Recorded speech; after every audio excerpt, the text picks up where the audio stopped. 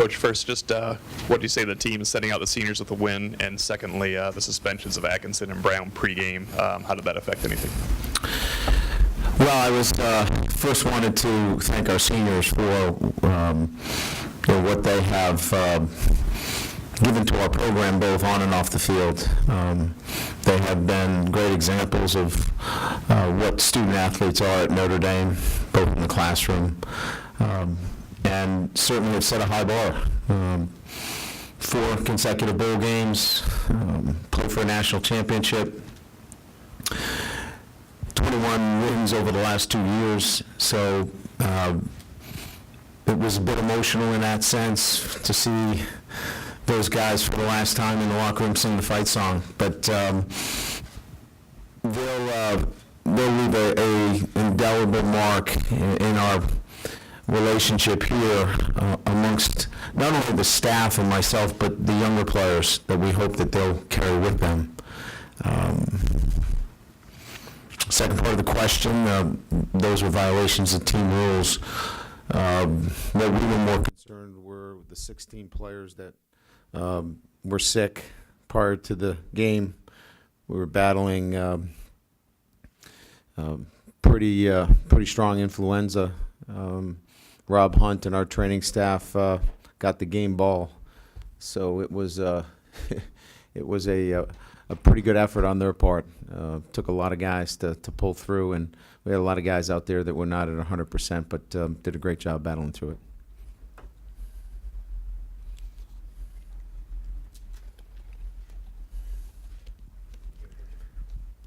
Brian, specifically, what was your message to Tommy after the game?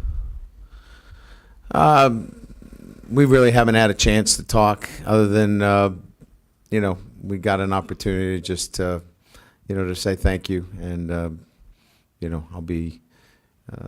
a Tommy Rees fan for life, but we didn't get much of an opportunity. I've been with the entire team really, and all of our seniors in particular, so we'll get our opportunity to spend a little bit more time.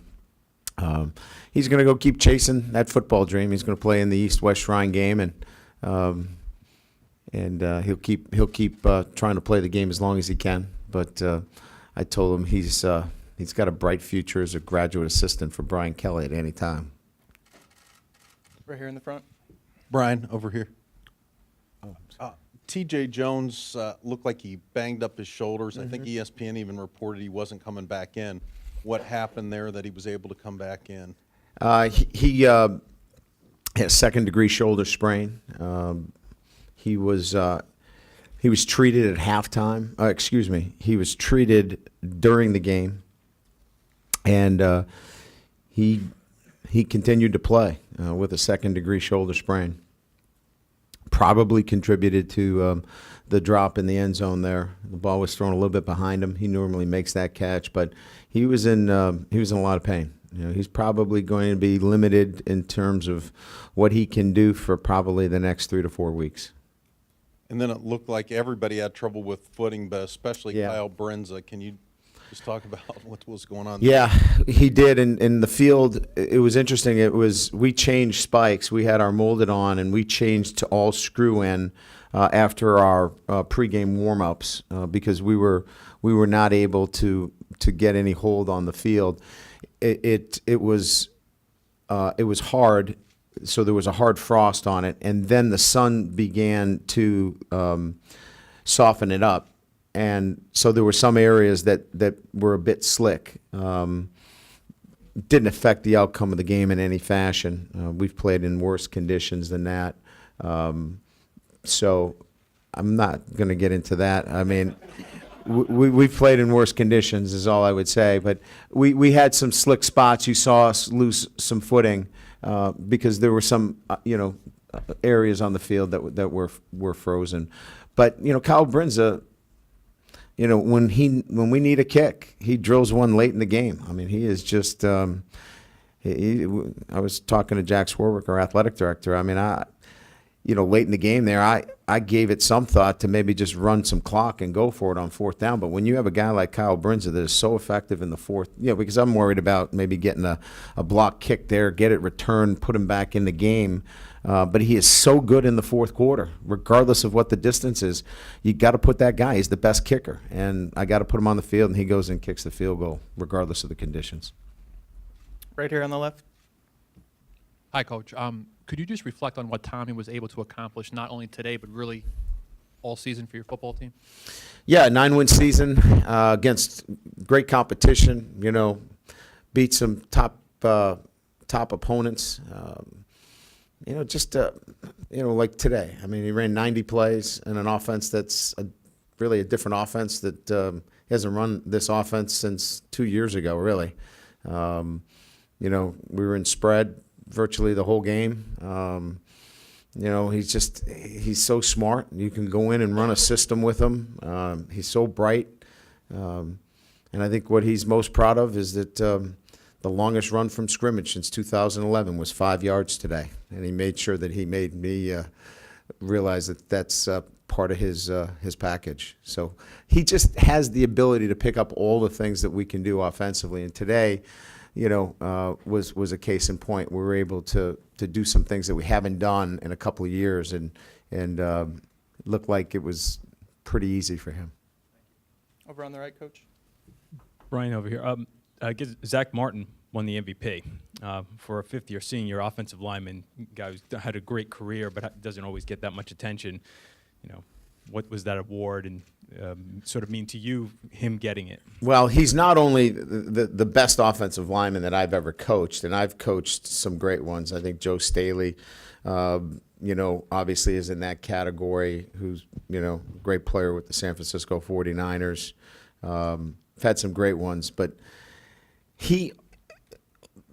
that in terms of his play, right, is one thing. But he's had 3 first-time starters with him, for most of the year, and now 4. And it's amazing how his influence, very rarely do you have that, I call it the Larry Bird effect, where an offensive lineman can make others better around him. He does that. He's made that offensive line. Now, Harry Hiestan's an outstanding offensive line coach, but Zack Martin needs to have some of that credit hoisted on him as well, because those linemen play so well because of his leadership as well. He's an outstanding and a unique player. Here in front, Coach. Brian, here to your left, right here. Yeah, I'm sorry. In light of the second to third round rating for Stephon Tuitt, would you anticipate him being in uniform you again, number one? And number two, where do you go from here in terms of red zone offense, which has been a struggle for a couple of years? Our red zone offense today was simply catching the football. We had great looks, exactly what we wanted. We ran a boot, came out clean, overthrew them. We actually came out with the next play, and Troy Nicholas fell down. Had another opportunity and didn't get it to TJ. So I'm really happy with what we did today in the red zone. We just didn't execute. We got to throw it and catch it down there. And then when we needed to run it in today, we were able to run the ball in. But schematically, I know what we want to do down there. We just have to be executing better in that area, and we will. We know what we need to do down there. We need to continue to get better as a group, individually, collectively. But I feel comfortable knowing what needs to happen down there. What was there another part of the question? Oh, Stephon Tuitt. He'll now focus on making that decision. We've had a couple of conversations, and he knows all the information. My job is to provide him with all the information about the decision that he's about to make, and I'm pretty certain that he'll make his decision here very, very soon. Right here in front. Coach, can you talk about your ability to run the ball against a pretty good team against the rush, particularly in the second half? Yeah, Rutgers is very good up front. We were, we felt like it was important for us to make them make a decision as to how they wanted to play us. they had consistently shown all year that if you had attached the tight end, that they were going to drop an extra hat in the box and play a lot of cover one. When you went three open, they gave you better box looks, and then it was a matter of whether they were going to give you some field space with their wide receivers. In other words, were they going to drop down and play cover one? They didn't today. They had made a decision that that's not what they wanted to do. It gave us some it gave us some matchup looks that we liked, so we stayed with it, and it worked to our favor. Here on the left. Coach, could you just talk about what stood out to you about the defense performance today, and also with a lot of guys set to graduate, leave, what I guess maybe challenges that moving forward? Well, Mike Birch, our sports information director, said to me that we played 19 different players this year on defense. We had 19 guys. Mike, am I correct? Different starters, 19 different starters. So what we'd like to do is next year have some continuity, and we've got a lot of young players coming back, and so I think it's important for us in this offseason to really develop that continuity and depth on our defense. We're going to have a lot of really good players coming back. Feel really confident in that. Obviously we're going to have to make a decision on our defensive coordinator and move forward there, and that will be coming very shortly.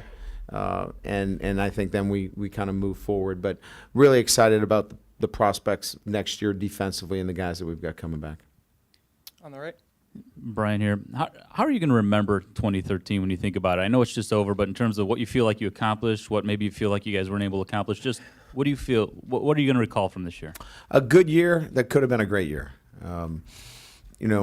Some really good victories at home against USC. I like the fact that, over the last couple of years we've played well at home, except for the Oklahoma game where we gave them 14 points early, on some, really